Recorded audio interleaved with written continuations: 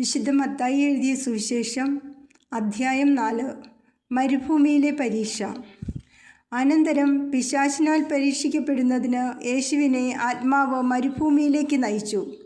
യേശു 40 ദിനരാത്രങ്ങൾ ഉപവസിച്ചു. അപ്പോൾ അവന് വിശന്നു. പ്രലോഭകൻ അവനെ സമീപിച്ചു പറഞ്ഞു, നീ ദൈവപുത്രനാണെങ്കിൽ ഈ കല്ലുകൾ അപ്പമാകാൻ പറയുക. അവൻ പ്രതിവചിച്ചു, മനുഷ്യൻ അപ്പം കൊണ്ട് മാത്രമല്ല ദൈവത്തിൻ്റെ നാവിൽ നിന്നും പുറപ്പെടുന്ന ഓരോ വാക്കുകൊണ്ടുമാണ് ജീവിക്കുന്നത് എന്ന് എഴുതപ്പെട്ടിരിക്കുന്നു.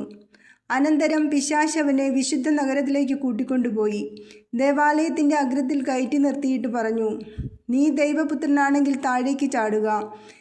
നിന്നെക്കുറിച്ച് അവൻ തൻ്റെ ദൂതന്മാർക്ക് കൽപ്പന നൽകും. നിന്റെ പാദം കല്ലിൽ തട്ടാതിരിക്കാൻ അവർ നിന്നെ കൈകളിൽ താങ്ങിക്കൊള്ളും എന്ന് എഴുതപ്പെട്ടിരിക്കുന്നു. യേശു പറഞ്ഞു, നിന്റെ ദൈവമായ കർത്താവിനെ പരീക്ഷിക്കരുത് എന്നുകൂടി എഴുതപ്പെട്ടിരിക്കുന്നു. വീണ്ടും പിശാച് വളരെ ഉയർന്ന ഒരു മലയിലേക്ക് അവനെ കൂട്ടിക്കൊണ്ടുപോയി.